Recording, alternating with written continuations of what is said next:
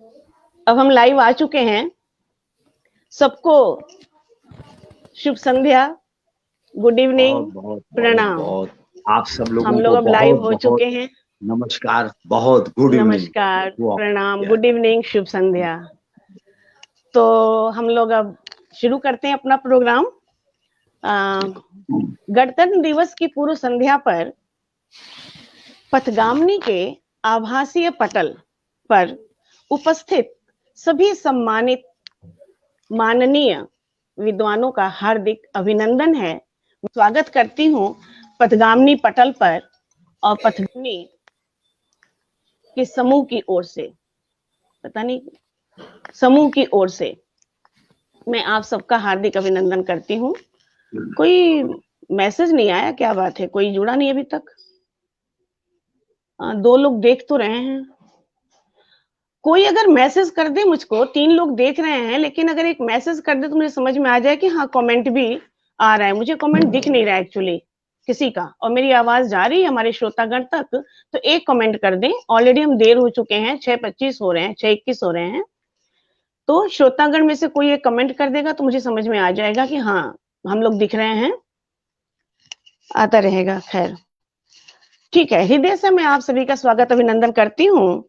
और मैं, जैसा कि पूर्व विदित है, संविधान जी, सुधा शर्मा जी नमस्कार। मुझे पता चल गया कि आप लोग अब जी जी ठीक है, आ रहा है। Thank you so much.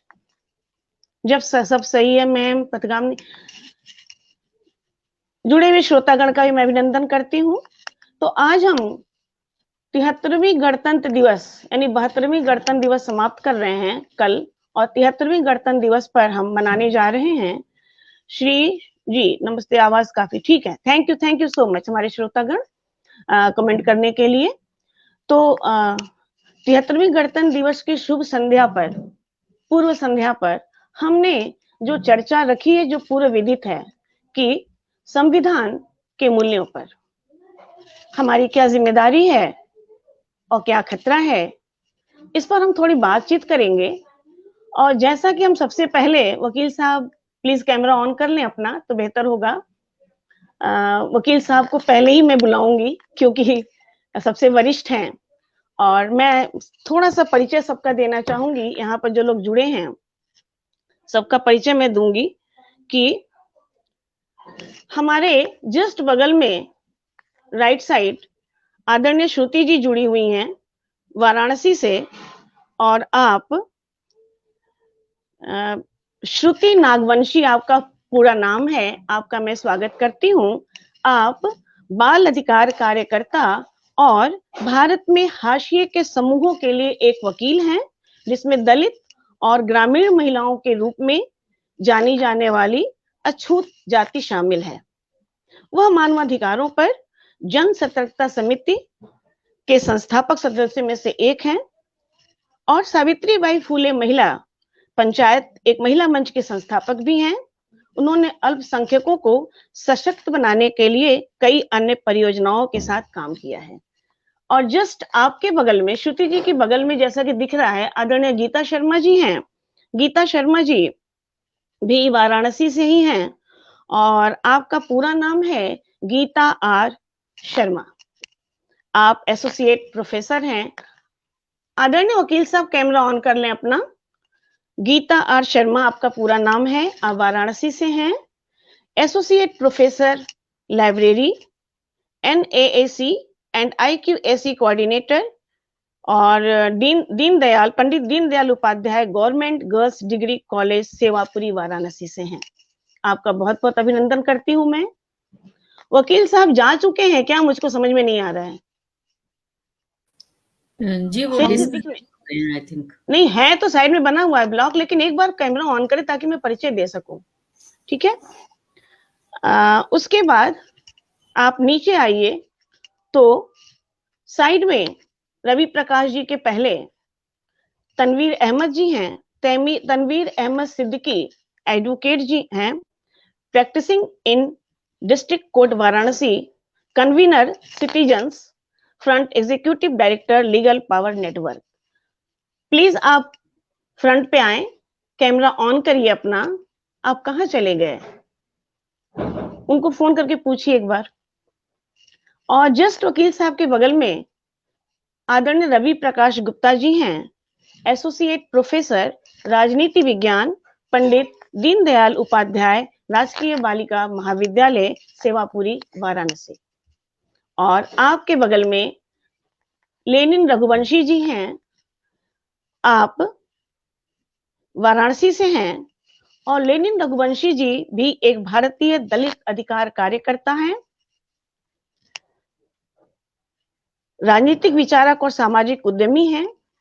वह मानवाधिकार पर जन सतर्कता समिति PVCHR के संस्थापक सदस्यों में से एक हैं, जो समाज के हाशिए के वर्गों के उत्थान के लिए काम करते हैं।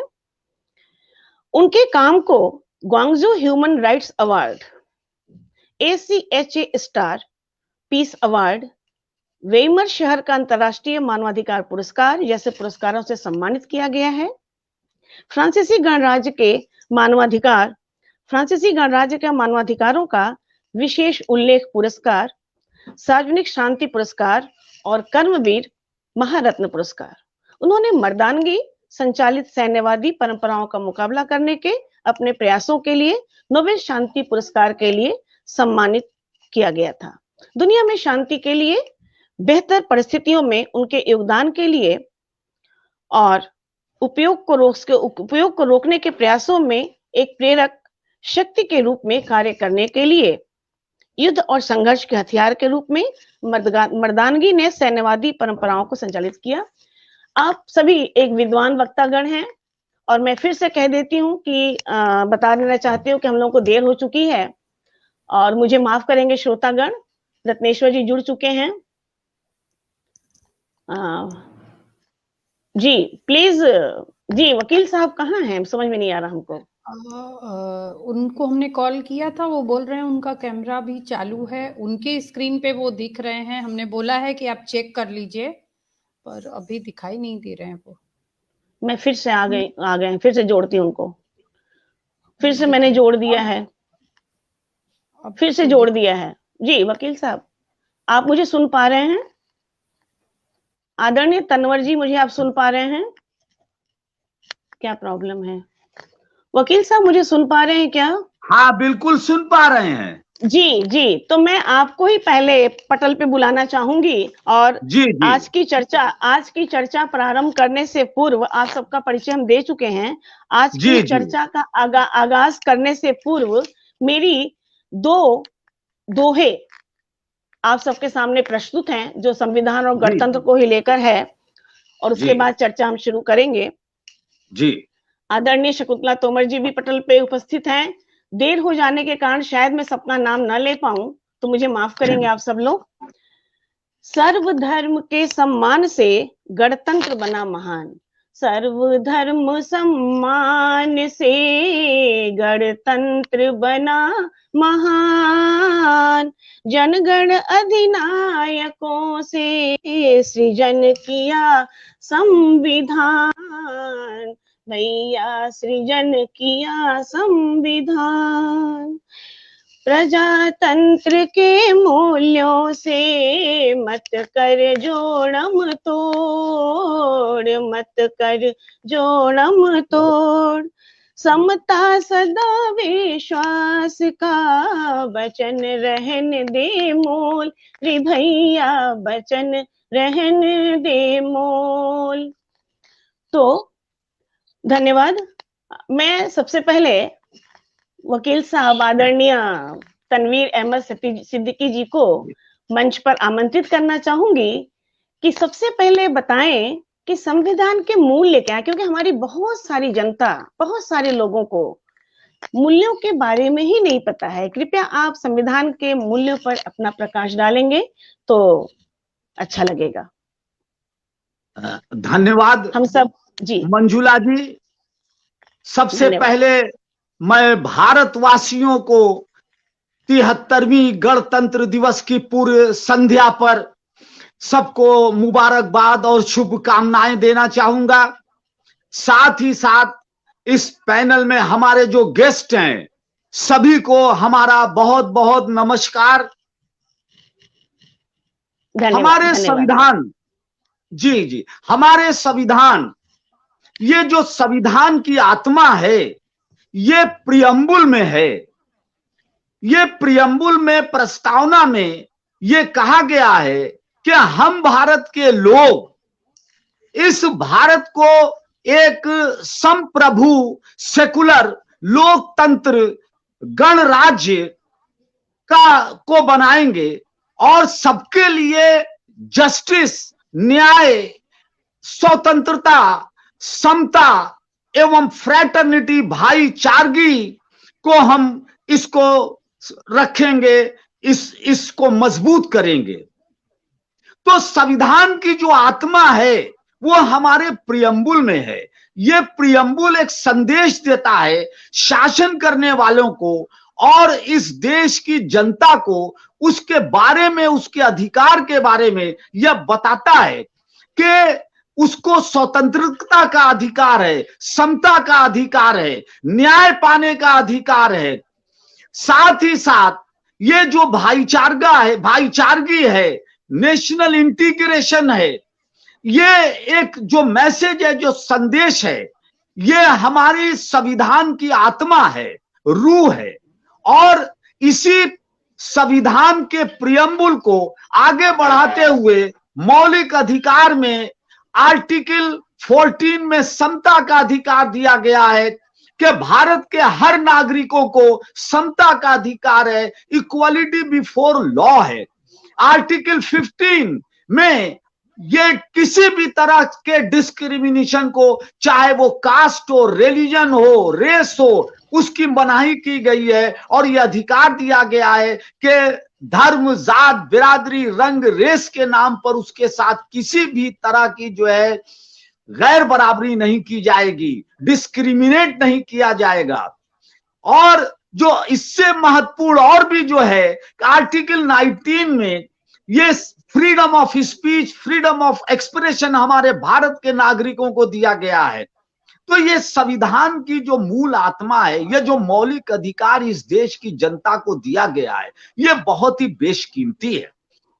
अमेंडमेंट के जरिए आर्टिकल 21A में राइट टू एजुकेशन, शिक्षा का अधिकार, यह भी अमेंड करके जोड़ा गया है कि भारत के नागरिकों को, बच्चों को शिक्षा का मौलिक अधिकार है। साथ ही साथ आर्टिकल 21 में protection of life and personal liberty, जीवन की सुरक्षा का अधिकार और व्यक्तिगत स्वतंत्रता का अधिकार दिया गया है। ये जो अधिकार भारत के नागरिकों को दिया गया है, संविधान के जरिए दिया गया है, ये बहुत ही बेशकीमती अधिकार है और संविधान निर्माता ये जानते थे, इसीलिए मौलिक अधिकार में इनको रखा गया है कि किसी भी परिस्थिति में जनता के इस अधिकार को उनसे छीना नहीं जा सकता। ये जिम्मेदारी इस देश के शासन करने वालों की है कि वो इस संविधान की आत्मा की रक्षा करें, और इस देश की जनता की भी है कि वो इस संविधान के द्वारा जो उनको अधिकार दिया गया है, उन अधिकारों के प्रति वो जागरूक रहें। ऐसा तो नहीं कि शासन करने वाले सरकार उनके अधिकारों को या संविधान में इस तरह का फेरबदल कर उनके अधिकारों को छीनने का प्रयास कर रही है। जब जागरूक नागरिक होंगे तभी इस देश का संविधान सुरक्षित होगा और तभी संविधान में जो अधिकार इस देश के नागरिक को दिया गया है वो अधिकार सुरक्षित रहेंगे। इस देश का जो फेडरल स्ट्रक्चर है, जो संघात्मक ढांचा है, इसको मजबूत रखने की जरूरत है। इस देश में जो समता का अधिकार है, बराबरी का अधिकार है, स्वतंत्रता का अधिकार है, जस्टिस और लिबर्टी का अधिकार है, इन अधिकारों में की पूरी सुरक्षा होना चाहिए। संविधान ही भारत के सभी नागरिकों को सम्मान देता है, संविधान ही हम सबको बांध के रखता है और संविधान ही वो शक्ति है जिससे हम सब भारत के नागरिकों को ताकत मिलती है, अधिकार मिलती है। इसलिए इस 73वें गणतंत्र दिवस की पूर्व संध्या पर भारत के सभी नागरिकों को इस बात का संकल्प लेना होगा कि हम संविधान की रक्षा के लिए, संविधान की गरिमा के लिए, इस देश की जनता के अधिकारों, स्वतंत्रता के लिए, देश के नागरिकों की गरिमा, स्वतंत्रता, समानता, बंधुत्व के लिए हम एकदम जागरूक रहेंगे और किसी भी कीमत पर संविधान की आत्मा को, संविधान की रूह को से खिलवाड़ करने किसी को नहीं दिया जाएगा, चाहे वो सत्ता में बैठे हुए या सत्ता के बाहर जो भी लोग हैं। हमें संविधान की आत्मा को, रूह को, इसकी शक्ति को बरकरार रखना होगा और एक जागरूक नागरिक की तरह हमको करना होगा। तभी भारत विश्व शक्ति बनेगा और विश्व में भारत का नाम होगा और हम भारत के नागरिक तभी स्वतंत्र रूप से सिर उठाकर जिएंगे और भारत के नागरिक होने पर अपने आप को महसूस करेंगे, गर्व महसूस करेंगे। जी, धन्यवाद, धन्यवाद, बहुत बहुत आभार आपका। तो अभी आपने, हमारे वकील साहब ने बताया कि विश्व में कैसे हमारा गणतंत्र महान है और समता, सौहार्द और क्या क्या इसके मूल अधिकार हैं, बताया। बहुत अच्छी चर्चा रही। अब मैं आगे आपके बाद में गीता जी को बुलाना चाहूंगी मंच पर कि गीता जी, आप से मैं इतना जानना चाहूंगी कि क्या ये समय है कि सकारात्मक चिंतन किया जाए? क्या सकारात्मक चिंतन की आवश्यकता पड़ रही है?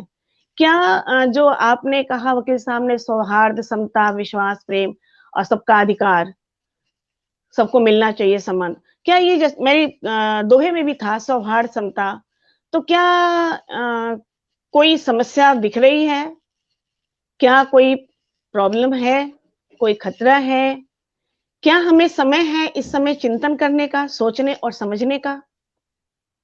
आपसे मैं जानना चाहूंगी। जी, बहुत बहुत धन्यवाद मंजुला जी। आपका स्वागत है मंच पे, आइए। उपस्थित सभी लोगों को प्रणाम और अन्य सोशल मीडिया प्लेटफॉर्म्स के माध्यम से जो मित्र जुड़े हुए हैं उन सभी का अभिनंदन करते हुए यहाँ पर मैं अपनी बात कहना चाहूंगी। मंजुला जी ने प्रश्न किया कि क्या ये सही समय है? मैं इस प्रश्न को थोड़ा सा शब्दों में हेरफेर करना चाहूंगी। क्या यही सही समय नहीं है? शायद यही सही समय है। पिछले 2 महीने से हम एक मिशन में लगे हुए हैं जहां पर हम कॉन्स्टिट्यूशनल लिटरेसी पर बात कर रहे हैं और उस पर बात करते हुए हर दिन कुछ नए पन्ने खुले, हर दिन कुछ नए पर्दे खुले। हम आज गणतंत्र दिवस की पूर्व संध्या पर हैं। किसी से भी पूछ लीजिए, कोई भी कह देगा कि कल गणतंत्र दिवस है। क्यों गणतंत्र दिवस मनाया जाता है? कि भाई हमारा जो भारत का संविधान था वो संविधान लागू हुआ था। लेकिन क्या हम अपने संविधान को जानते हैं?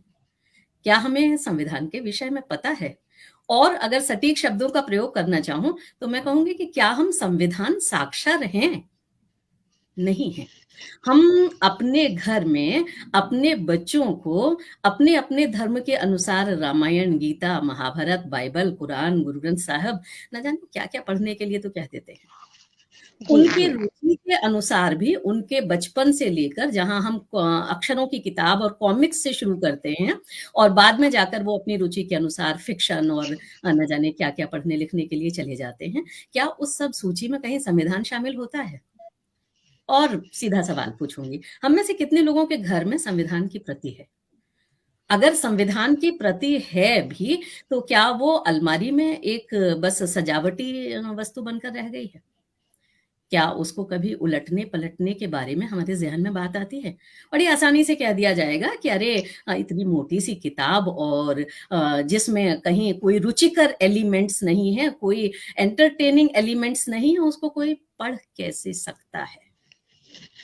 मैं फिर कहूंगी कि क्या हमने ऐसे तरीकों के बारे में सोचा कि उसको पढ़ने योग्य, एंटरटेनमेंट के एलिमेंट से युक्त कैसे बनाया जा सकता है? जिन्होंने बनाया भी है, क्या हमें उनके बारे में जानकारी है? हमारे ही देश में मैं जानती हूँ कि अभी जो वर्तमान में दिल्ली में करप्शन विभाग में है, मिस्टर गौतम नाम है उनका, उन्होंने भारतीय संविधान को संविधान काव्य के रूप में परिवर्तित किया है जब वो पांडिचेरी में शायद डीजी ऑफ पुलिस हुआ करते थे, लेकिन हमको उसके बारे में जानकारी नहीं है। हमने जब संविधान साक्षरता के क्रम में एक दिन उस संविधान काव्य का प्रदर्शन अपने कार्यक्रम में किया, तो उसके बाद बहुसंख्यक लोगों ने ये कहा कि इस संविधान काव्य का वाचन तो घर घर में हनुमान चालीसा की तरह और सुंदरकांड की तरह, या जैसे हम कभी किसी मौके पर आयतें पढ़ते हैं या गुरु ग्रंथ साहिब का पाठ करते हैं या बाइबल का पाठ करते हैं, उस तरह से होना चाहिए। लेकिन ये सिर्फ होना चाहिए तक ही होके रह जाता है। अब बात में अगर आज के विषय पर वापस आऊं, संवैधानिक मूल्यों की अगर मैं बात करूं, तो आपका जब ये विषय मैंने देखा तो मैंने थोड़ी सी पड़ताल करने की कोशिश की कि जो संवैधानिक मूल्य होंगे वो क्या कुछ अलग होंगे। और वो पड़ताल करते करते करते करते जब मैंने जड़ों तक पहुंचने की कोशिश की, तो मुझे लगा कि चाहे हम उन्हें संवैधानिक मूल्य कह लें, चाहे हम उन्हें यूनिवर्सल वैल्यूज कह लें, चाहे हम उन्हें ह्यूमन वैल्यूज कह लें, वो बात तो कुल मिलाकर एक ही है। और हमारे संविधान की जो प्रस्तावना है, वो प्रस्तावना तो एक तरीके से बहुत खूबसूरत सेट ऑफ वैल्यूज है, जिसमें जिन शब्दों का प्रयोग किया गया है उनमें से कौन सा शब्द ऐसा है जिसको हम ह्यूमन वैल्यूज के अंतर्गत, स्पिरिचुअल वैल्यूज के अंतर्गत या यूनिवर्सल वैल्यूज के अंतर्गत नहीं ला सकते। मूल्य शब्द जब मैं सोचने की बात कर रही थी, तो जब मैंने इसके अंग्रेजी शब्द पर ध्यान दिया, यानी वैल्यू या वैल्यूज, तो मुझे लगा कि ये शब्द तो अपने आप में सेल्फ डिफाइनिंग है। हम जहाँ वैल्यू कहते हैं तो यानी किसी भी एंटिटी की हम कीमत तय कर सकते हैं। अभी लेनिन जी चाय के कप को सिप कर रहे थे बड़े प्यार के साथ, तो चाय के कप की हम वैल्यू असर्टेन कर सकते हैं, लेकिन उस चाय का जो स्वाद है, क्या हम उसकी वैल्यू असर्टेन कर सकते हैं? नहीं कर सकते। वो चाय पीने के बाद हमारे भीतर एक जो तसल्ली सी हुई, या उसने हमारे भीतर जो इफेक्ट क्रिएट किया, क्या हम उसकी वैल्यू असर्टेन कर सकते हैं? नहीं कर सकते। तो वैल्यू और वैल्यूज के भीतर का ही जो अंतर है, वो मुझे अपने आप में सेल्फ डिफाइनिंग लगा, यानी वो एंटिटीज जो अनमोल हैं, लेकिन हम जिनकी कीमत तय नहीं कर सकते। क्या हम सच्चाई की कोई कीमत तय कर सकते हैं? क्या हम ईमानदारी की कोई कीमत तय कर सकते हैं? क्या हम बंधुत्व की कोई कीमत तय कर सकते हैं? तो जिसको हम किसी कीमत के दायरे में नहीं बांध सकते, सही शब्द अर्थ में हम शायद उनको ही मूल्यों की श्रेणी में लाएंगे।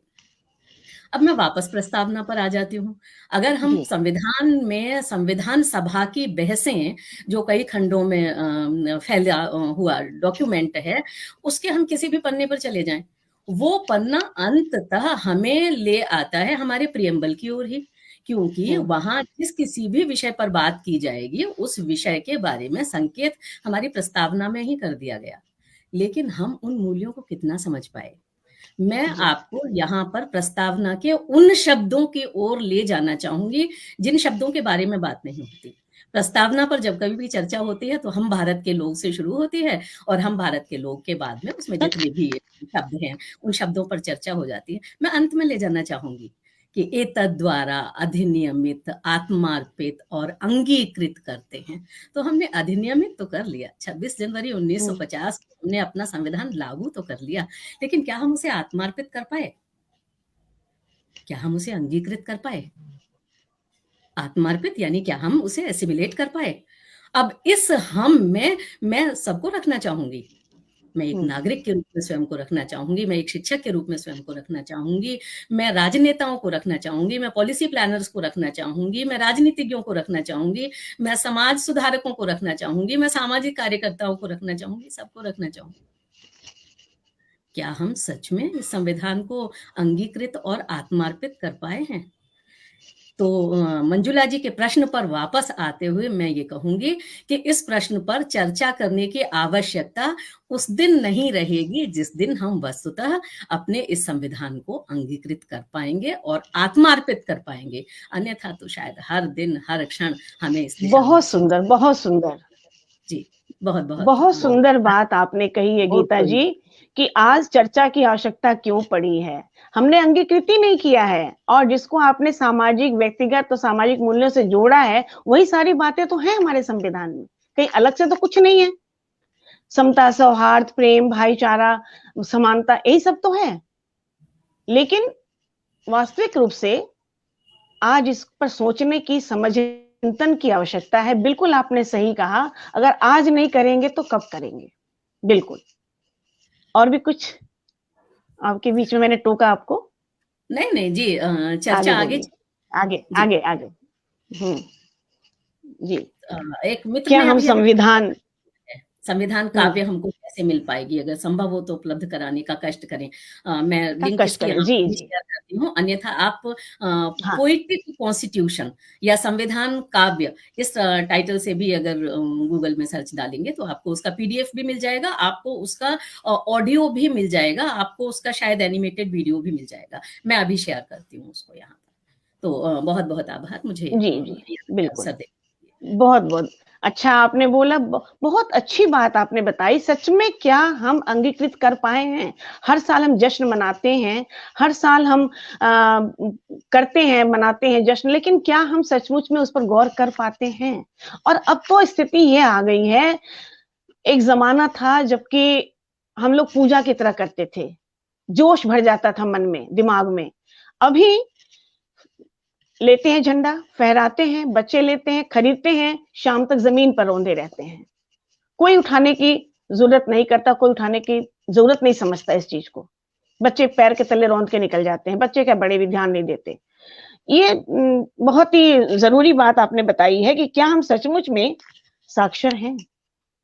जो पहले ही मैंने कहा कि संविधान बहुत लोगों को पता भी नहीं क्या चीज है, उसकी प्रति घरों में है, सचमुच नहीं होगी, बिल्कुल नहीं होगी, और है भी तो पढ़ने की पहले जरूरत नहीं समझते होंगे। ऐसा बिल्कुल ठीक आपने कहा, बहुत अच्छी बात कही। अब मैं आपके बाद रवि जी पर आना चाहूंगी और रवि जी से जानना चाहूंगी कि आज हमारे देश में जो स्थिति हो गई है संविधान के प्रति, वो कभी देखी नहीं गई। आज मैं डायरेक्ट तो नहीं बोलूंगी, लेकिन हाँ, आज उच्च पदों पे स्वार्थ, ईर्ष्या, दुर्भाव, व्यक्तिवाद की छाप दिखाई पड़ती है। आप भी जानते हैं, यहाँ बैठे सभी लोगों को ये बात पता है जो स्थिति आजकल हो गई है, और ये बढ़ती जा रही है। संविधान की सीमाएं जो हैं वो उच्च पदस्थ हस्तियों के इशारों पर बदल जाती हैं। ठीक है, हम कहते हैं समय परिवर्तनशील है, समाज परिवर्तनशील है, समय के अनुसार परिवर्तन अवश्यंभावी है।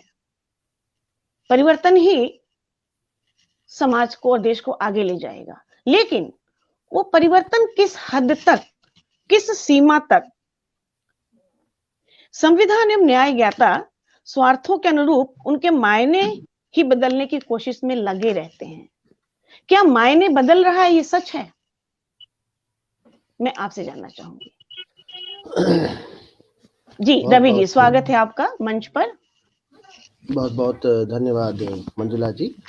हमारे सभी जी मित्रों को, सभी सहयोगियों को, सभी जो व्यूवर्स हैं, जितने भी श्रेष्ठ जन हैं, सभी को मैं प्रणाम करता हूं, बहुत बहुत अभिवादन करता हूं। और आपने जो सवाल उठाया वो मुझे लगता है कि मूलतः इस बात पर केंद्रित है, क्या जो संविधान की जो सीमाएं हैं या लिमिटेशंस हैं, एक बार रिपीट करेंगी उसको ताकि मैं उसी पर केंद्रित रह सकूं। नहीं, ऐसा कोई प्रश्न मैंने नहीं सोचा, लेकिन हाँ, ये बात जो दिखाई पड़ रहा है सामने की, हमेशा स्वार्थ की भावना या सीमाओं को लांघने की भावना, और ईर्ष्या और दुर्भाव की भावना, व्यक्तिवाद की भावना, ये सारी चीजें क्रॉस हो रही हैं जब तक देखने को मिलती हैं बातें। जी, वैसे आप जिस पर जो समझना चाहें, बोलना जरूर चाहें। जरूर। बहुत बहुत धन्यवाद मैडम। लोकतंत्र, मैं राजनीति विज्ञान का विद्यार्थी हूं, तो शायद उसी पर हम लोग बात और चर्चा को रखें। बिल्कुल बिल्कुल। राजनीति विज्ञान का विद्यार्थी होने के नाते जो हमारा संविधान प्रारंभ होता है कि हम भारत के लोग भारत को संपूर्ण प्रभुत्व संपन्न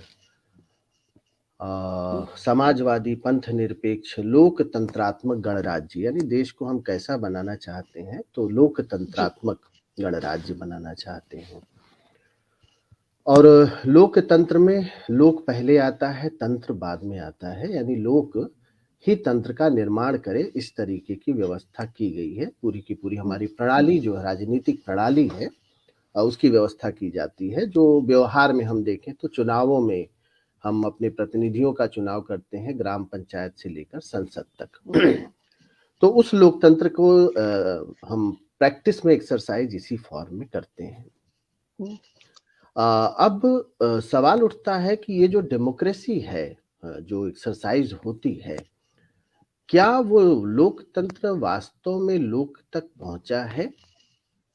क्या लोक ही निर्माण कर रहा है तंत्र का, या लोक निर्माण करता दिख रहा है लेकिन वास्तव में निर्माण कोई और कर रहा है तंत्र का? ये एक थोड़ा सा गंभीर प्रश्न है और विचार की मांग करता है। लेकिन ये समझ जरूरी है हमारे सबके लिए कि लोकतंत्र की जो व्यवस्था हमारे देश में चल रही है, या आज से मैं नहीं कहूं, क्योंकि हम लोगों ने, जैसा गीता मैडम ने बताया कि 26 नवंबर से लगातार संविधान की प्रस्तावना पर ही लगातार चर्चा कर रहे हैं, तो ये मालूम हो रहा है कि वास्तव में जब से देश आजाद हुआ, ये सवाल आज का नहीं है, तभी से जो तंत्र है वो तंत्र कुछ लोगों के हाथ में आया। और वो शुरुआत होती है पार्टियों से, राजनीतिक दलों से, और राजनीतिक दलों पर भी अगर हम अधिकार देखें तो 10-15 परिवारों के बीच में ही वो केंद्रित रहा है।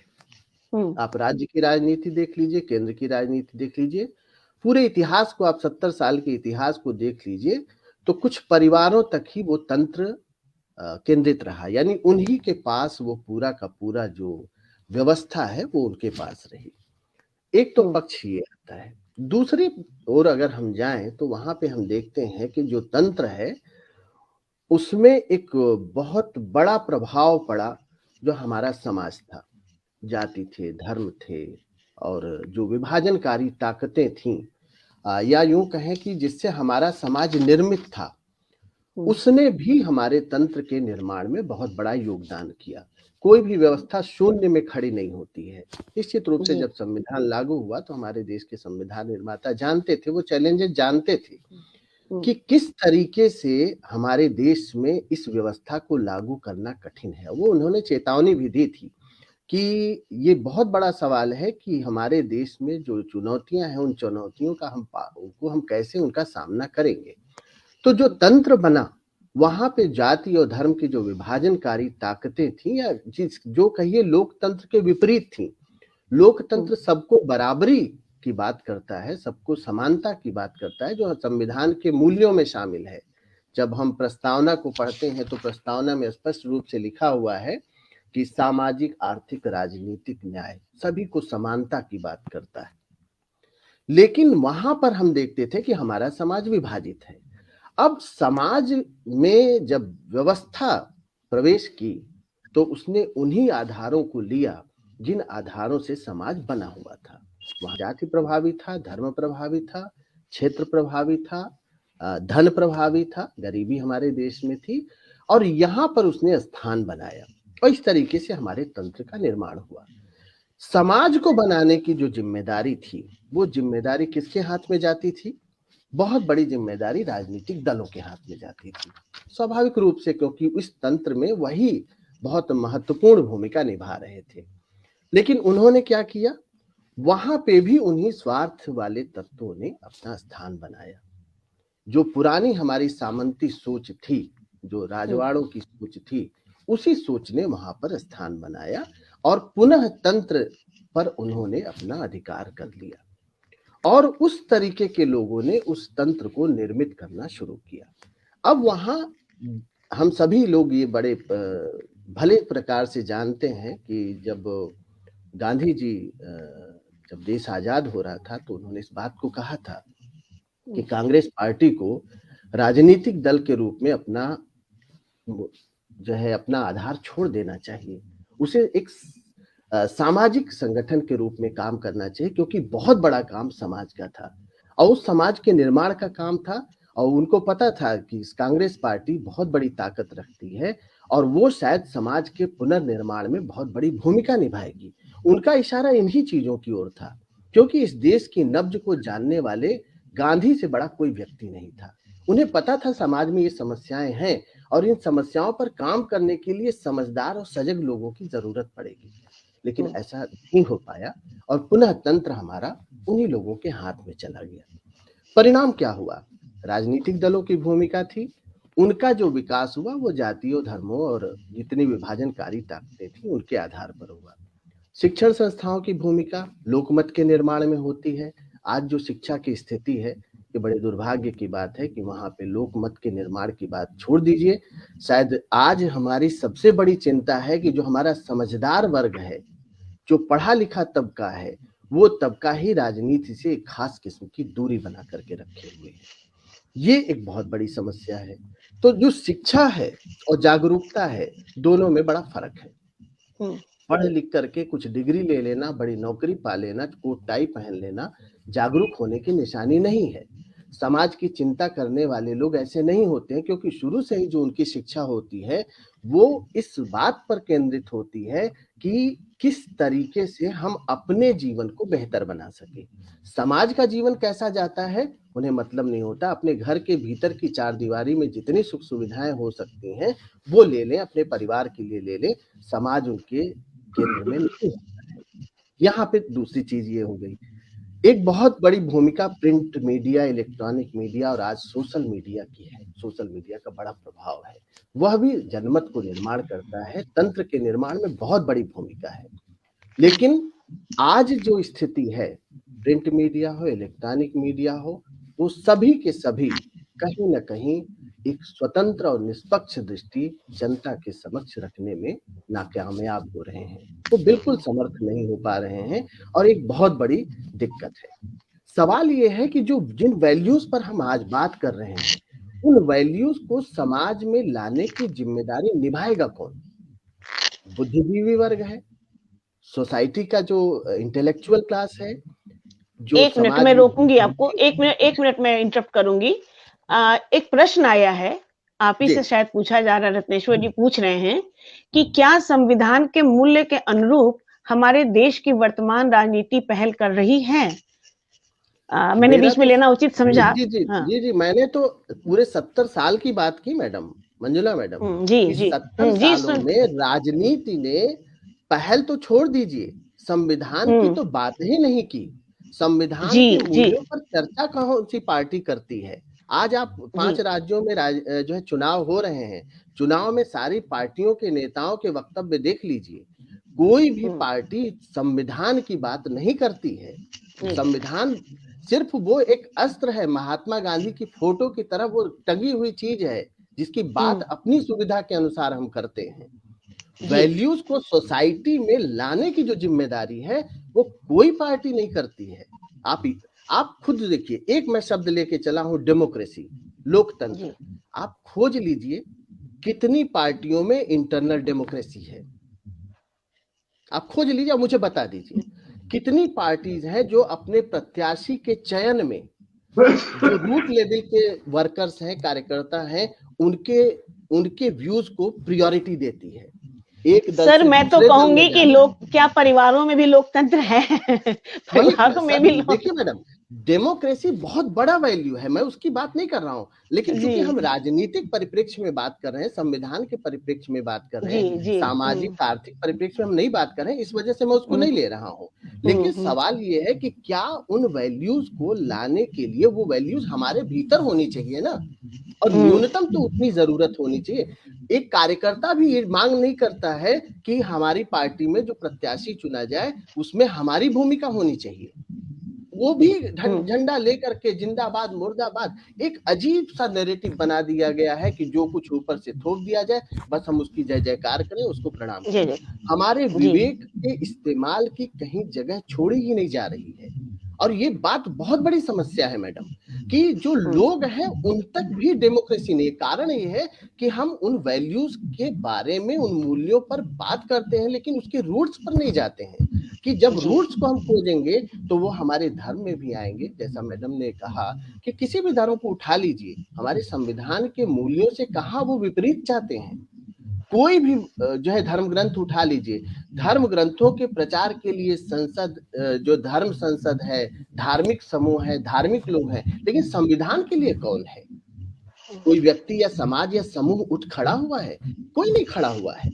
आज संविधान तो बस शपथ लेने की चीज हो गई है कि हम शपथ लेकर के प्रवेश करते हैं, उसके बाद अपने मनमानी करते हैं। वो ठीक वही हालत है कि जिस तरीके से लोग न्यायपालिका में गीता और कुरान पर हाथ रखते हैं और उसके बाद जो है दोनों चीजें किनारे हो जाती हैं और हम अपने मनमाने तरीके से उसको इंटरप्रेट करते हैं। तो बात तो सवाल है संविधान को लेकर के काम कौन करेगा, और शायद ये जो छोटा सा काम है ये लगातार चलने वाला काम है। लोकतंत्र हो या जो संवैधानिक मूल्य है, वो मूल्य एक दिन बात करने के नहीं है। और ये बहुत बड़ी चिंता की बात है कि हम एक दिन बात करते हैं कि आज के दिन हमारा गणतंत्र बना था। सवाल ये है कि उस दिन बात भी करते हैं लेकिन संविधान पर बात नहीं करते हैं। हम झंडे लगाते हैं, हम मिठाइयाँ खाते हैं, हम कार्यक्रम करते हैं, हम नारे लिखते हैं, हम गाने गाते हैं, लेकिन संविधान के मूल्यों पर बात नहीं करते हैं। ये अजीब सी विडंबना है कि वहां पर अगर हम संविधान बस कहते हैं गणतंत्र बना, उसके बाद क्या हुआ, तो संविधान में क्या क्या चीजें हैं, संविधान के वैल्यूज क्या थे और आज ग्राउंड रियलिटीज क्या है, उन पर हम चर्चा नहीं करते हैं, न उसकी जरूरत समझी जाती है। सिर्फ जिंदाबाद कर लेने से, भारत माता की जय कर लेने से काम नहीं बनेगा। हमें तो अपने देश को कैसा बनाना था। हमारे देश के संविधान निर्माताओं ने कहा था भारत को लोकतांत्रिक, पंथ निरपेक्ष, समाजवादी गणराज्य बनाने की बात उन्होंने की थी। तो उन वैल्यूज को लेकर के हम बात नहीं करते हैं। ग्राउंड रियलिटीज में क्या चेंज हुआ, हम उसकी बात नहीं करते। वो संकल्प नहीं लेते हैं कि हम आगे कहाँ जा रहे हैं, हम कहाँ पहुंचे, तब से लेकर के हम कहाँ पहुंचे, दुनिया कहाँ पहुंची और हम कहाँ पहुंचे, हम इस पर बात नहीं करते हैं। और अजीब सा तर्क लोग देते हैं कि हम बस जिंदाबाद कर लिए, एक दिन बात कर लिए। शायद हम भी आज बात कर रहे हैं, तो कल 26 जनवरी है, पूर्व संध्या पर एक विषय है, हमने रख लिया। क्या लोकतंत्र को साल भर चलाने की जरूरत नहीं है, चर्चा करने की जरूरत नहीं है? बात क्या हम लोग शामिल नहीं है? क्या हम लोग भी नहीं शामिल है इस काम में? बिल्कुल बिल्कुल मैडम, बिल्कुल शामिल है। मैं तो वही बात कह रहा हूँ कि इतनी बड़ी चीज है, उसको लेकर के लोकमानस को तैयार करना बहुत बड़ा काम था, अब अभी भी है। जिस दिन हम शुरू करेंगे, हमें फिर से ABCD से शुरू करना पड़ेगा। हम ये ना सोचे कि 1950 में हमारा संविधान लागू हो गया, उसके बाद हमने 70 साल की दूरी तय की। नहीं, शायद हम 50 साल और पीछे चले गए। जो विश्व के असमानता के आंकड़े हैं वो ये बताते हैं कि हम 19वीं शताब्दी के पहले दशक में जहां थे, आज हम वहां पे खड़े हैं। दुनिया की दृष्टि से देखा जाए तो ये विकास नहीं है। सच बात है कि हम पीछे चले गए हैं और हमें फिर से पीछे से वहां से लाने की जरूरत है। इसलिए आज भी गांधी प्रासंगिक है, आज भी गांधी हमारे सामने प्रश्न लेकर के खड़े रहते हैं। तो ये बहुत जरूरी चीज है, बहुत आवश्यक है, और शायद सवाल जवाब होंगे तो उस पर और चर्चा होगी। बहुत बहुत धन्यवाद। एक प्रश्न और आया है, आप ही से पूछा जा रहा है, क्या आर्थर कोसलर की बातें सही हो रही हैं? मैडम, आर्थर कोसलर को मैंने पढ़ा नहीं है, इसलिए उसके बारे में मैं बता नहीं पाऊंगा। ठीक, कोई बात नहीं, कोई नहीं, जिसके पास इसका आंसर होगा वो देगा। बहुत बहुत अच्छा आपने बताया, बहुत सही बात आपने की, यथार्थ वाचन किया आपने, जो भी कहा आपने यथार्थ बात कही है। और बिल्कुल सत्य है कि हम संविधान पर बात नहीं करते हैं। जो बात करने की चीज है, सोचने और समझने की चीज है, ये बिल्कुल सच है। और रही बात, आपने सोशल मीडिया की बात की है कि सोशल मीडिया निष्पक्ष भाव से काम नहीं कर रहा, ये भी सही है, लेकिन शायद आज इस सोशल मीडिया के कारण ही ये संभव हो पा रहा है कि हम बातचीत कर पा रहे हैं, दूर दूर रहकर भी, बिना एक दूसरे को जाने भी हम एक दूसरे को बुलाते हैं, बात करते हैं, जाहिर करते हैं अपनी अपनी मंतव्य, अपनी अपनी बातें जाहिर करते हैं। और सॉल्यूशन निकले ना निकले उसका, वो तो बात की बात है, लेकिन हम यहाँ बातें तो कर सकते हैं, बात कर रहे हैं। अभी मैं इसके बाद मैं श्रुति जी से बात करना चाहूंगी। क्या ऐसा है कि मौलिक संविधान की जानकारी के अभाव में आम नागरिक अपनी आवश्यकताओं हेतु आवाज उठाने से डरता है, जिसका लाभ तंत्र चालाकी से बखूबी उठाता रहा, हमेशा उठाता रहा है, आज भी उठा रहा है। प्रश्न ये है, तात्पर्य यह है कि परोक्ष रूप से अपने ही देश में, अपने ही लोगों के द्वारा, अपने ही लोगों का शोषण होता रहता है। हर बड़ा अपने से आगे पीछे वाली लाइन वाले को, आगे खड़ा व्यक्ति पीछे वाले को धक्का मारता है, धकियाता है, शोषण करता है। क्या हम संविधान को पढ़कर संविधान के उपयोग नहीं कर पाते हैं? अगर जो पढ़े भी हैं, पढ़ने के बाद भी क्या उसका उपयोग नहीं करते हैं? बहुत सारे प्रश्न हैं मेरे पास। मैं कोई पॉलिटिकल बेस से नहीं हुआ, ना कोई इतनी जानकार हूं, लेकिन प्रश्न आया मन में, कुछ प्रश्न आया मेरे मन में, तो और जिसकी चिंता मुझे लगी रहती है, पता नहीं क्यों, मैं नहीं जानती, ना तो मैं एक शिक्षक रही हूँ आजीवन, लेकिन विचारणीय मन में चीजें विचार करती रहती है। जहां कहीं भी कुछ ऐसी चीजें देखती हूँ, समझती हूँ, संविधान संविधान संविधान, शपथ लेते हैं, फिर चल देते हैं घर अपने, गणतंत्र मनाते हैं, 15 अगस्त मनाते हैं, लेकिन क्या, जो कि ये बातें शुरू से चर्चा हो रही हैं, लेकिन आपसे जो मैंने पूछा, बात की, उस पर का बात करना चाहूंगी मैं। अब आपने विचार रखे जो आप कहना चाहती हैं इस विषय में। आदरणीय श्रुति जी, आप जो बातें कहना चाहती हैं, आप यहाँ रखें अपनी बात, माइक ऑन कर लें, और आप माइक ऑन करें, माइक ऑन करें, माइक शायद अनम्यूट करिए अपना, म्यूट है शायद माइक।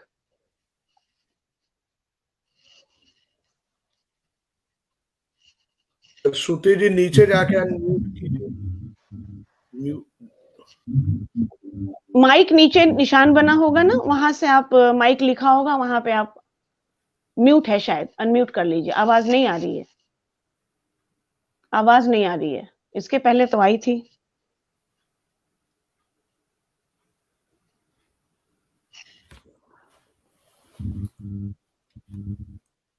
हेलो श्रुति जी, आवाज नहीं आ रही है बिल्कुल भी।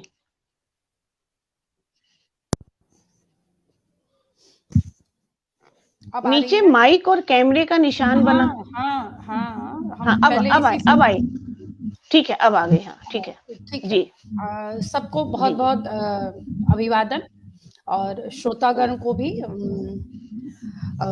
बीच में इंटरनेट की वजह से शायद आप जब सवाल कर रही थी मैम, तब बहुत कनेक्टिविटी लूज थी, तो इसलिए बहुत सारा आपका बात हम सुन नहीं पाए। नहीं, कोई नहीं, आप बोलिए। मैं तो कोई इंटरव्यू तो ले नहीं रही हूँ, कोई सवाल कर नहीं रही हूँ, मैं तो ऐसे मन में प्रश्न आ रहे हैं, वो बातें मैं कर रही हूँ। आप बोलिए। मैं जी बोलिए, आप बोलिए। बिल्कुल, थोड़ी बहुत बातचीत रख पाएंगे। जी बताइए। नेट की प्रॉब्लम है। जी हाँ जी। जो बात पूर्व के वक्ता कहे, और आपने जो उस दौरान एक बात कही कि क्या परिवारों में लोकतंत्र है, तो वो बात बिल्कुल महसूस होती है और मुझे बहुत चोट करती है। और मैं तो अपने परिवार के अंदर और अपने संस्था के अंदर भी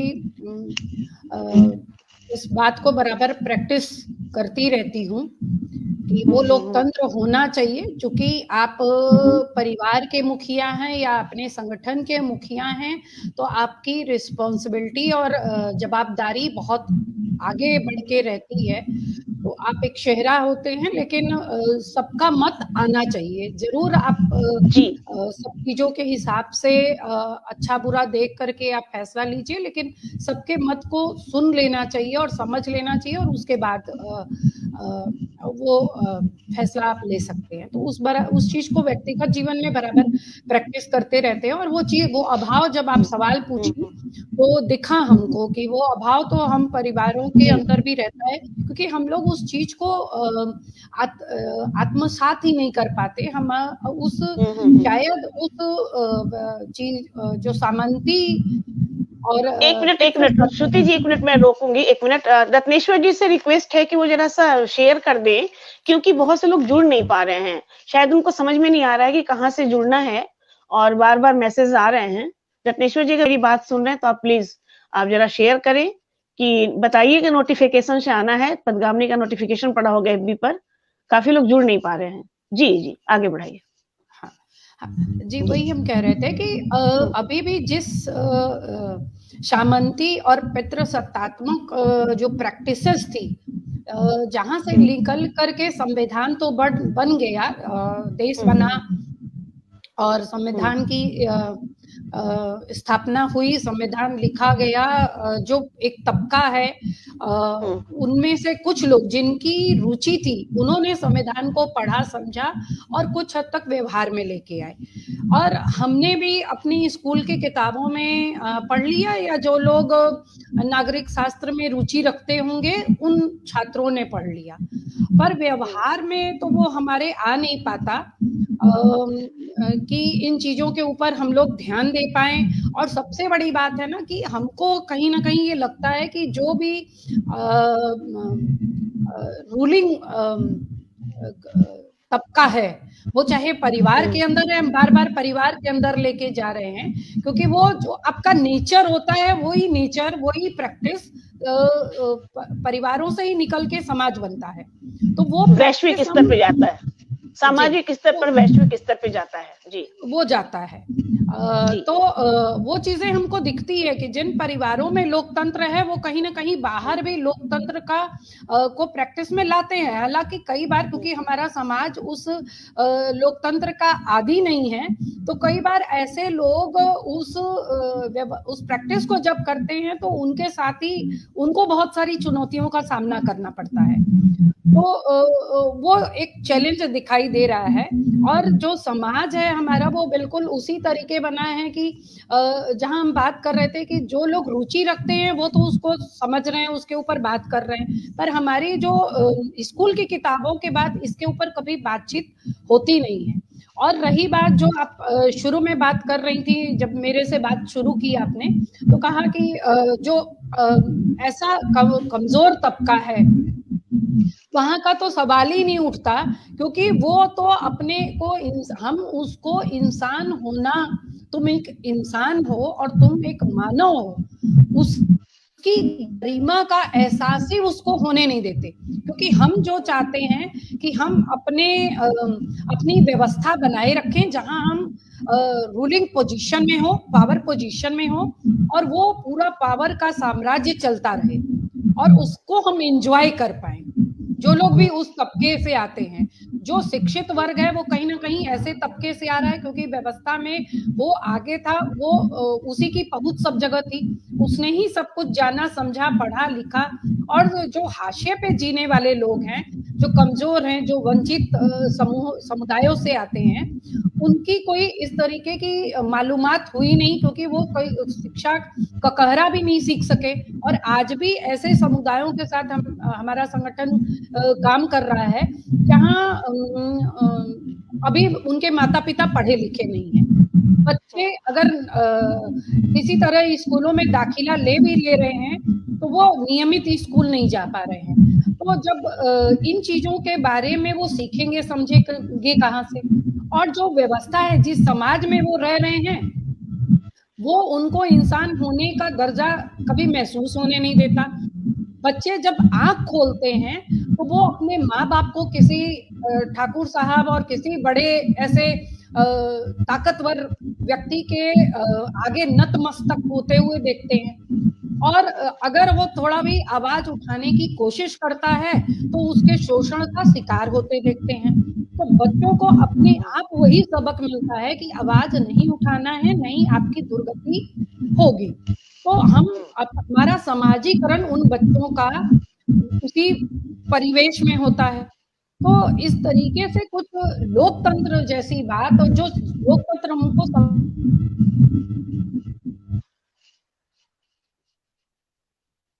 नेट बहुत गड़बड़ है, नेट नहीं क्लियर है। श्रुति जी जहां बैठी हैं वहां से नेट नहीं आ रहा है।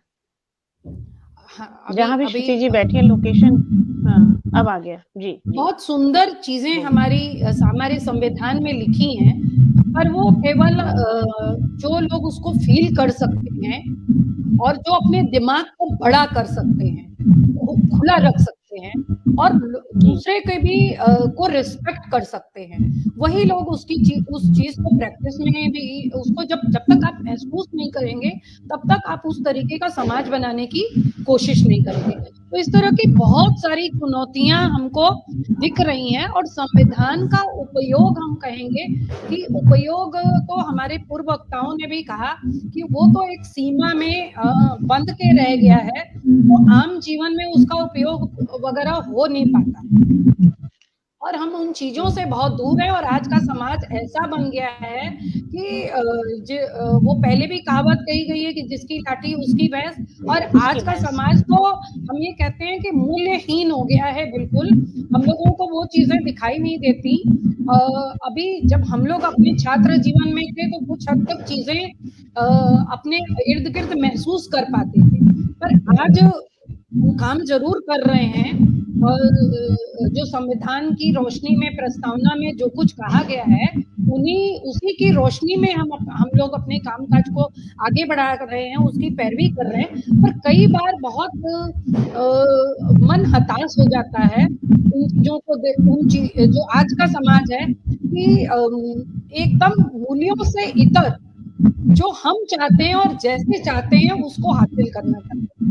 और बहुत सारा संविधान में जो चीजें कही गई है वो तो कहीं हमको व्यवहार में किसी भी मायने में दिखाई ही नहीं देता। तो जो हमारे बच्चे हैं, जो हमारी पीढ़ी है, जो हमारी सोसाइटी है, वो उन्हीं चीजों को सीखती है। और जो लोग इसको प्रैक्टिस भी करना चाहते हैं तो बाकी लोग उसको सिखाते हैं कि तुम क्यों इन चीजों में पड़े हो, जो देख नहीं रहे हो कि किस तरीके से आगे बढ़ना है। तो जो अगर कुछ चाहते भी हैं तो वो उसको कर नहीं पाते। तो अभी हम यहाँ के लिए इतनी बात कह के अपने आप को रोकेंगे, और अगर फिर और भी साथी और हमारे व्यूअर्स अगर कुछ सवाल मुझसे पूछेंगे तो जरूर हम उसका जवाब देंगे। जी, बहुत बहुत धन्यवाद।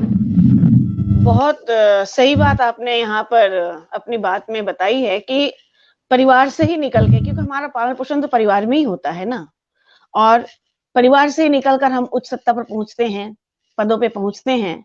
तो जैसा पालन पोषण होता है उसी के हिसाब से इनका विचार बन जाता है।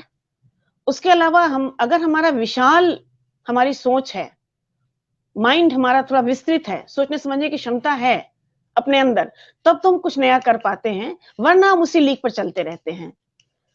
समस्या तो है बहुत बड़ी, इसमें कोई दो राय नहीं है। अब मैं आदरणीय लेनिन रघुवंशी जी के पास आना चाहूंगी और आपसे कुछ बातें हैं मेरे मन में। क्या आज हम गणतंत्र दिवस को इतनी सहजता के साथ मना पा रहे हैं? क्या स्वतंत्र, समृद्ध और खुशहाल राष्ट्र के लोगों को जैसा मनाना चाहिए था या मनाना चाहिए, या जैसा हम लोग कहीं बचपन में मनाते थे, क्या आज हम मना पा रहे हैं? क्या हमारे देश के नेता और नागरिक दोनों ही इस महापर्व को मनाते वक्त आनंदित होने के स्थान पे आशंका और कुशंकाओं से भयभीत नजर नहीं आते? ऐसा मुझको लगता है। मुझको लगता है कि देश की सीमा, आंतरिक व्यवस्था, राजनीतिक क्षेत्र कहीं भी अमन चैन नहीं है। वो तो सबको पता है अमन चैन नहीं है। बहुत सारे प्रश्न हैं, छोटे छोटे। अब अगर रखा जाए, बात की जाए तो बहुत सारे प्रश्न हैं। आज हम क्यों इतनी ज्यादा सशंकित हैं, इतने असहज हैं बात को कहने से, बोलने से? ये बहुत बड़ा प्रश्न है समाज में। जी लेनिन जी, आइए, आपका स्वागत है। सभी लोगों को हार्दिक अभिवादन। सबसे महत्वपूर्ण चीज है कि जिंदगी सीखना जो है विज्ञान नहीं, ये कला है। कला जो है अभ्यास से आता है, अनुभव से आता है, सत्ता से आता है, और लोकतंत्र की एक कला है, ज्ञान नहीं जी। और मैं कह रहा हूँ कि भारत के लोगों को स्वतंत्र होने की जरूरत नहीं है, क्योंकि मैंने अपने दादा से कहानी सुनी थी 1857 में किस तरह से हमारे नेट की प्रॉब्लम हो रही है आप में भी। नेट की कुछ प्रॉब्लम है आपके यहाँ पे ज्यादा ही। जी, आवाज नहीं आ रही है? कट के आ रही है बहुत ज्यादा। जी चलिए बोलते रहिए, आप बोलते रहिए, सुनाई पड़ेगा।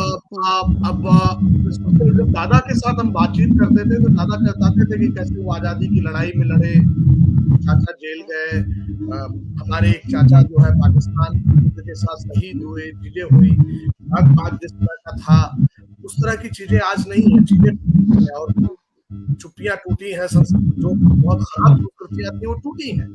और खासकर यह है कि भारत एक्चुअली प्रसव पीड़ा में कर रहा है, ये माँ समझ सकती है तो है संकट को समझने के लिए और संविधान को समझने के लिए जरूरी है कि 1857 से जो आंदोलन हुए थे स्वतंत्रता संग्राम के, उसको भी समझने की बहुत जरूरत है। बुनियाद में उसके बुनियाद में 1936 का एक चुनाव है जहां दो फोर्सेस मिलकर लड़ती हैं और सिंध में और जो है बंगाल में सरकार बनाती है, और जो है वहां सरकार बनाने की जगह सिंध में पाकिस्तान बनाने का प्रस्ताव पारित करती है। तो है 1857 के गदर के बाद लोगों को लगता है कि अंग्रेजों से नहीं लड़ना चाहिए, देश में जो है समाजवादियों से मुसलमानों से लड़ना चाहिए। 600 साल पहले बनारस नहीं हुआ, कबीर के साथ रैदास के साथ तो हिटलर और मुसोलिनी तो यूरोप के लिए संकट लोकतंत्र को पैदा कर रहे थे, विश्व युद्ध कर रहे थे, उनकी जो आत्मा इस देश में आई है और उनके जो लोग थे वो जो है मजबूत होते गए हैं, क्योंकि उनको डर लगने लगा है कि हमारी से बोलने लगी है, हमारा गुलाम नहीं रहा है, वो भी अब भागीदारी मांग रहा है। उसका वोट आज से 40 साल पहले तुम खुद दे देते थे टोले में, नहीं दे पा रहे हैं, वो खुद वोट लड़ने के लिए तैयार बैठा हुआ है और लड़ रहा है, वो हार रहा है, उसकी है कुछ है, उसकी कला 3000 साल की कला है, पुरुष के पास जो है मतलब 50-70 साल की कला है, 100 साल में अपनी कला विकसित कर रही है। 3000 साल बनाम 100 साल का मामला है, इतना मौका मिला, कितनी गर्मा प्रताड़ित होने की जरूरत नहीं है, ये पीड़ा है। ये वो लोग संविधान को नहीं मानते थे, संविधान को भला बोलते थे, वो लोग जो है आज संविधान की कसम तो खा रहे हैं, क्या फहरा रहे हैं। 2 साल पहले तो कुछ लोग झंडा नहीं फहराते थे, कई जगह अपने कार्यालय में वो भी झंडा फहरा रहे हैं। हमको लगता है कि ये जो भारत की आत्मा है ना, गांधी जी ने जो दिया था बहुत ही जबरदस्त आत्मा है, और वो गांधी से बाबा साहब के हाथ में, बाबा साहब तो बोले ही थे कितना भी अच्छा संविधान हो परंतु उसको लागू करने वाले लोग अगर नहीं है।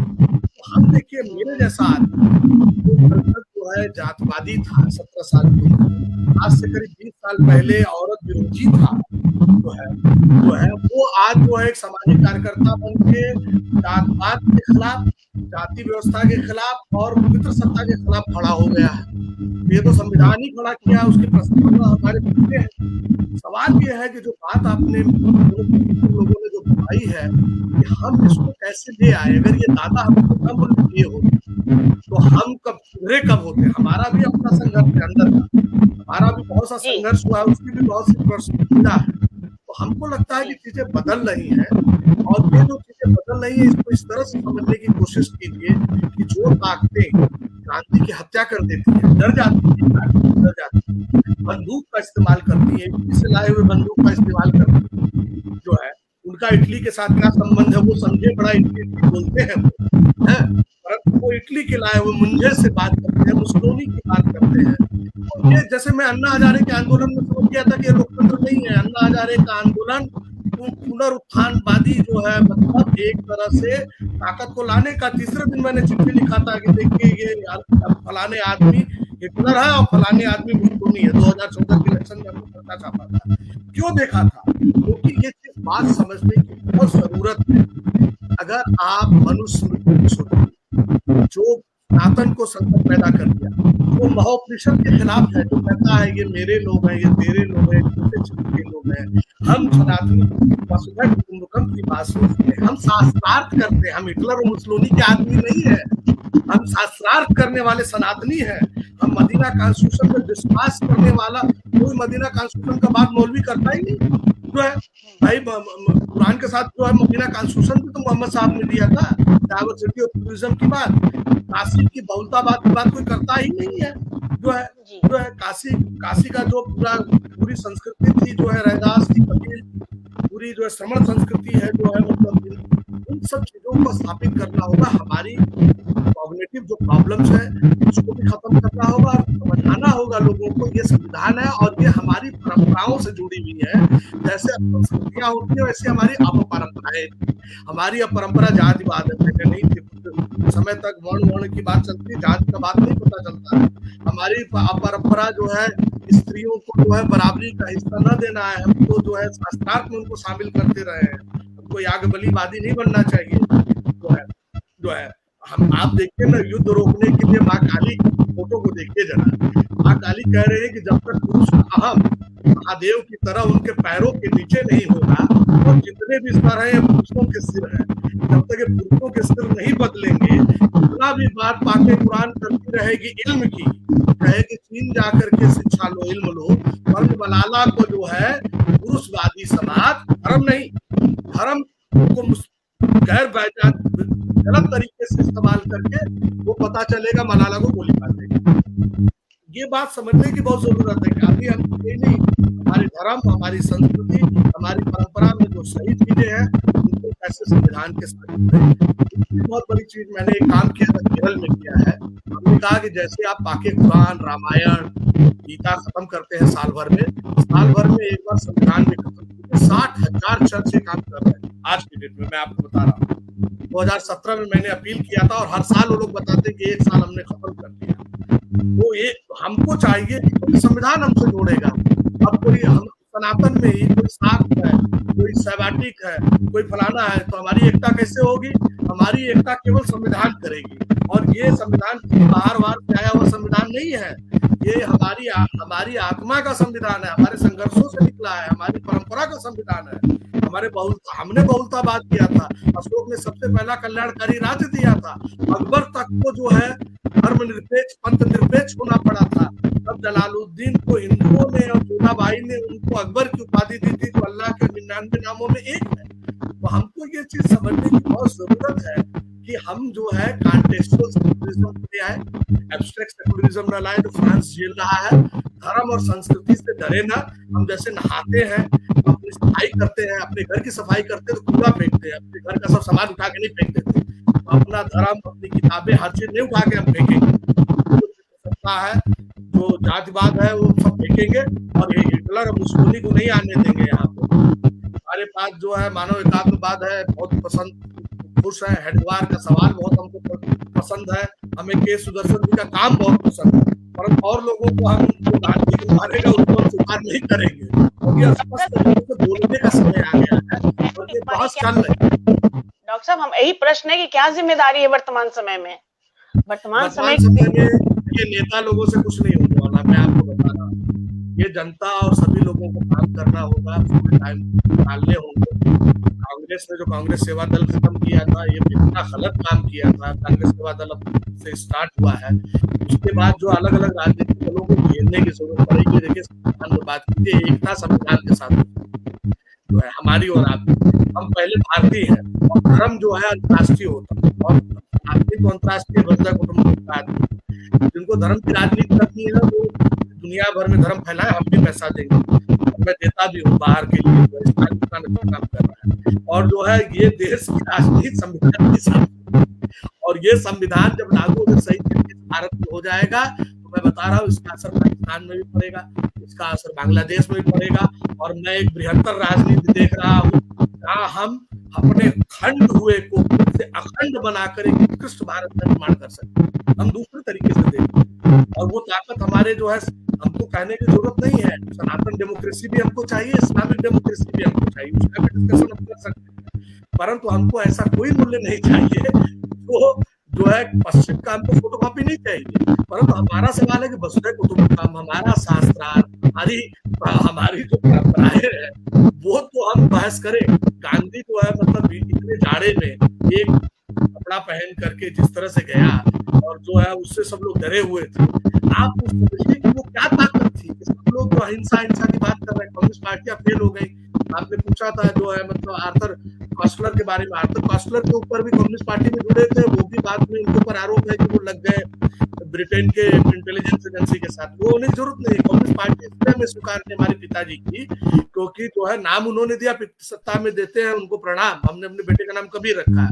और सवाल है सीधे सीधे कि क्या कम्युनिज्म इसमें नहीं है, पोलित ब्यूरो नहीं चाहिए, दूसरा जो है हिंसा नहीं चाहिए। हिंसा से कुछ तय नहीं होता, अहिंसा ही स्थायी चीजों को तय करती है।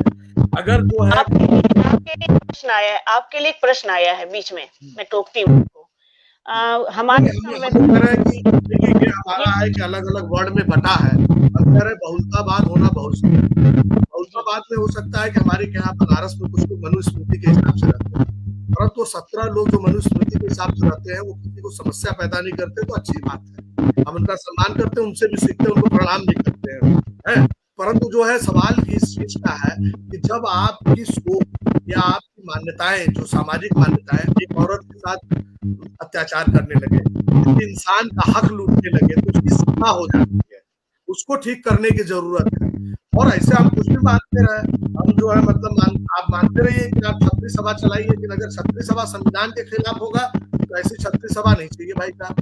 जो है तो प्रश्न है ना, चेतना कौन जागृत करेगा समाज में, इस तरह की चेतना कौन जागृत करेगा, ये नहीं चाहिए। आपको समझने की कोशिश कीजिए कि हमारे चाचा जो है घर के खानदान के ब्रजेश सिंह अलग दिशा में, लेलिन रघुवंशी अलग दिशा में, क्योंकि हमारे दादा ने हमको बताया, वो मेरे सर में गया, मेरे पिताजी भी मुझे बताए। तो हमको परिवारों में संविधान ले जाना होगा। अगर भारत को उत्कृष्ट भारत बनाना है तो संविधान ले जाइए, उनको गीता भी पढ़ाइए, उनको कुरान भी जिनको पढ़ाना पढ़ाए, रामचरितमानस भी पढ़ाइए, वेद भी पढ़ाइए, परंतु साथ उपनिषद और खासकर सनातनियों का रब उपनिषद और संविधान पाठ स्टार्ट कर दीजिए। संविधान पाठ, और अगर आपने उपनिषद की दार्शनिक जो समझदारी अगर लिया तो हम, क्योंकि हम ज्यादा इस संख्या में है तो हमारी जिम्मेदारी ज्यादा है। और इसमें सबसे बड़ी बात है कि जो ऊंची जातियों में पैदा लोग हैं और खासकर पुरुष है, उनको अब संवेदनशील ज्यादा बनाने की जरूरत है और उनकी जवाबदेही जाती है। और वहां से जो है नेताओं के ऊपर जवाबदेही जाता है। लेनिन रघुवंशी की जवाबदेही इसलिए जाता है कि बड़े हैं, ऊंची जात के हैं, पुरुष है, रघुवंशी है, रामचंद्र के खानदान पैदा हुए।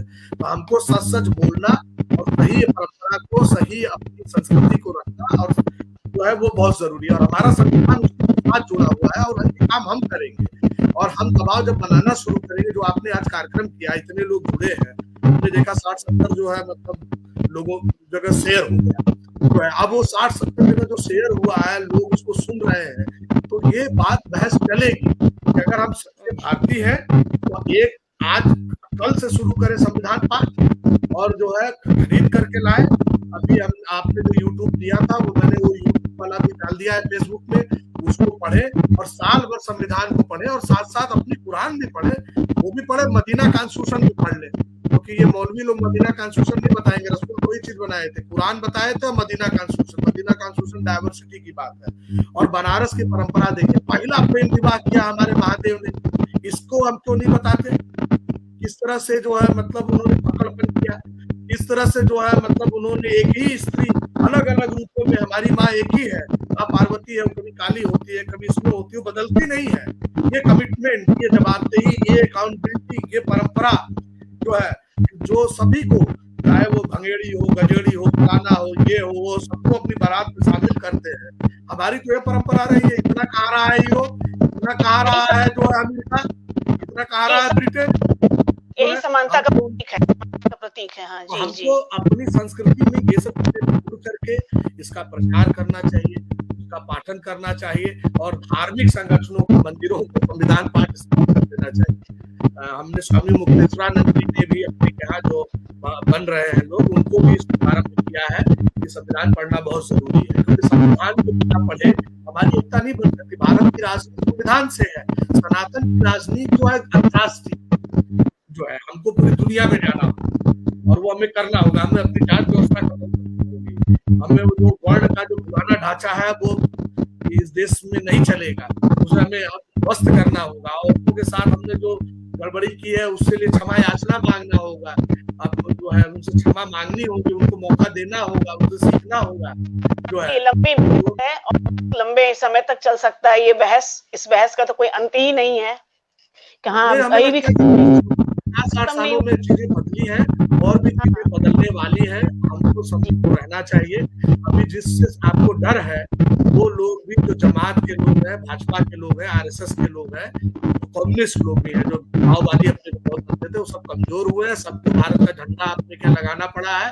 सबको जो है भारत का संविधान पढ़ना पड़ेगा। भारत के संविधान की जो आत्मा है जो गांधी जी ने, बाबा साहब ने बना के दी थी, उससे बच करके कोई कुछ कर नहीं सकता। सबका षड्यंत्र फेल होने वाला है। मैं बता रहा हूँ। बहुत बहुत धन्यवाद। बहुत बड़ी बात आपने कही कि सबको संविधान पढ़ना पड़ेगा, चाहे वो कोई भी हो। बिना संविधान पढ़े कुछ होने वाला नहीं है और इसको हमें स्वभाव में विकसित करना पड़ेगा। गीता जी ने अभी कमेंट किया है कि हमें संवैधानिक स्वभाव विकसित करना पड़ेगा, ये बहुत जरूरी है। तो ये सबसे पहला चरण होगा कि सबको इसको अपने यहाँ शुरू करना पड़ेगा। तो ये बहुत लंबी चर्चा है और एक दिन में और एक आधे घंटे में चर्चा करके खत्म होने वाला मामला नहीं है। इस पर हमें विचार करना पड़ेगा। खैर, किसी के पास श्रोतागण के पास प्रश्न हो तो आप बोल सकते हैं। किसी श्रोतागण के पास कोई प्रश्न हो तो आप लिख सकते हैं, कमेंट कर सकते हैं और हमारे यहाँ बैठे हुए जो विचारक हैं आपका आंसर दे सकते हैं। वकील साहब चले गए हैं, क्यों अपना बोल करके अपना पार्ट और चले गए हैं। कृपया उनसे फोन करके कहिए सामने आवे। वो वरिष्ठ के वो उनका क्या है, वो जुड़ाव नहीं हो पा रहा है। नेट की प्रॉब्लम है आप लोगों के यहाँ। ठीक, सबसे बड़ी बात है जुड़े हमसे। गीता जी आपने कमेंट किया है बड़ा अच्छा, हमें संवैधानिक विकसित करना होगा। बहुत अच्छा कमेंट किया। हमारे चैनल बन गया है और जब बना था में कहीं पर भी बात की विषय आयाम पहुंचती है। हाँ, तो अभी बात है कि हमारा स्वभाव है, मूल रूप से हम स्वभाव संविधान या नेट की प्रॉब्लम है में लग रहा है। नेट की बहुत बड़ी करने की दिशा में आगे कहीं पर भी जाए, हम कहीं लाइन में नहीं लगते। बड़े बड़े भाषण खड़े होकर दे सकते हैं, पता चला हम पेट में पहुंच गए, बाद हमें लगा कि हमारा रिजल्ट तो हम किसी का नेट नहीं काम कर रहा है। ये मुझे लगता है कि जिस वजह से कोई बाहर की आवाजें माइक्रोफोन लगता है कि सबके माइक ऑन, एक व्यक्ति बोले तो सबके माइक ऑफ रहे, तभी सुनना क्लियर हो सकती है आवाज। कोई एक ऑफ करी, सभी लोगों का कैमरा मत ऑफ करिए। हाँ, बस माइक ऑफ करिए। एक व्यक्ति बोले सब लोग माइक ऑफ करें, ये है। और आवाज लगता है कि अगर हमने एक से डिवाइसेस से ज्वाइन कर रखा है यहाँ पर, जैसे कि अगर हमने फेसबुक से ज्वाइन चार्ट पर भी, तभी शायद गड़बड़ है। आवाज नहीं आ रही, अब किसी की आवाज नहीं आ रही। खैर, आज के लिए आप सभी लोगों का बहुत बहुत मैं आभार व्यक्त करने से पहले गणतंत्र विधाताओं के लिए एक रचना पढ़ना चाहूंगी। हमारे जो माननीय गणतंत्र विधाता महान हैं और अपनी स्वलिखित रचना यहाँ पढ़ करके अंत करना चाहूंगी। सुनिएगा। हेलो, सुनाई पड़ रही मेरी आवाज? आवाज आ रही है अम्मा? हाँ, मैं अपनी एक गणतंत्र विधाताओं के लिए एक रचना की है कल ही। मैं चाहूंगी कि आपको सुना करके फिर मैं एंड करूं कि बहुत बातें हुई हैं, देखें किस पर कितना असर पड़ता है आगे। एक दिन में तो कुछ होने वाला नहीं है। फिर भी गणतंत्र विधाता, रचना का नाम है गणतंत्र विधाता। क्योंकि गणतंत्र पे बात हो रही है, संविधान पे बात हो रही है, तो मैं गणतंत्र विधाताओं के बारे में कुछ कहना चाहूंगी जो मेरे विचार में है। मेरा विचार भी यहाँ पे है कविता के रूप में। चिंतन के दर्पण में भारत का अक्स निहारा, चिंतन के दर्पण में भारत का अक्स निहारा, तो जन गण मन अभिमत पाया, तो जन गण मन अभिमत पाया। मेरी आवाज पहुंच रही है? मेरी आवाज पहुंच रही है? अच्छा, आवाज आ रही है। चिंतन के दर्पण में भारत का अक्स निहारा तो जन गण मन अभिमत पाया। अंजुलि भर सांसों के तर्पण में गंगा तुलसी पाया। वीर शहीदों की मुट्ठी में केसरिया रंग बसंत पाया। गीता बाइबल कुरान से मानवता शाश्वत पाया। वेदों की भी भूमि से ज्ञान की गंगा विश्व नहाया। उत्तुंग शिखर हिमालय उज्जवल का गंगा सागर चरण पखारे। उत्तुंग शिखर हिमालय उज्जवल का गंगा सागर चरण पखारे। लहरें नद झरने कलकर ध्वनि गुणगान बखाने। षड ऋतुओं से शोभित वसुधा पर कोकिल पिक मधुतान सुनाए। धानी पीली चूनर ओढ़े खेतों में जीवन शोभा नित नर्तन करते। कर्मरत विश्व पटल पर अनगिन संकल्पित पथ पांव बढ़ाए। कर्मरत विश्व पटल पर अनगिन संकल्पित पांव बढ़ाए। प्रथम सभ्यता गुरु ज्ञान सिखाए। सत्य अहिंसा का पाठ पढ़ाए। संवेद ध्वनि में बारंबार ये गूंजे। नमन नमन गणतंत्र विधाता। नमन नमन गणतंत्र विधाता। संवेद ध्वनि में बारंबार ये गूंजे। नमन नमन गणतंत्र विधाता। मैं बहुत कुछ बोल नहीं, मैं कविताओं में अपनी बात कह सकती हूँ। कविताओं में मैंने अपनी बात सारी कह दी जो मेरे विचार हैं। अंत में वकील साहब भी प्रकट होते हैं, धन्यवाद ज्ञापन अच्छे से कर पाती शायद। मैं आप सभी आदरणीय वकील साहब, सिद्दीकी साहब, आदरणीय मिश्रा जी, आदरणीय लेनिन साहब, आदरणीय श्रुति जी, आदरणीय गीता जी, ये मेरा सौभाग्य है और मेरे पथगामिनी पटल का सौभाग्य है। सबसे बड़ी बात यह है कि हमारे समूह का सौभाग्य है, हमारे पथगामिनी परिवार का सौभाग्य है कि आप जैसे लोग गणतंत्र दिवस की पूर्व संध्या पर जुड़कर अपने विचारों से हमारे श्रोताओं को अवगत कराया। और इसके लिए मैं हृदय से, बाय हार्ट, हृदय के तल से, गहराई से ज्ञापित करना चाहती हूँ धन्यवाद। बहुत बहुत धन्यवाद देना चाहती हूँ आप सभी लोगों को कि आप लोगों ने हमारे पटल की शोभा बढ़ाई। और पटल से उस पार जो लोग श्रोतागण जुड़े हुए हैं, आदरणीय रतेश्वर जी शुरू से जुड़े हुए हैं और काफी लोग जुड़े, लेकिन बहुत लोग जुड़ना चाह के नहीं जुड़ पाए हैं। DS तोमर जी जुड़े हुए हैं, प्रमोद मिश्र जी हैं, सुंदर कुमार ठाकुर जी हैं, गीता जी, सब लोगों को मैं हृदय से धन्यवाद करना चाहूंगी कि जिन लोगों ने चर्चा को सफल बनाने में अपना महती योगदान दिया। मैं आगे भी ऐसी चर्चाओं में आपका आह्वान करना चाहूंगी और आप सब के सहयोग की आकांक्षिणी हूं। धन्यवाद, बहुत बहुत आभार, प्रणाम।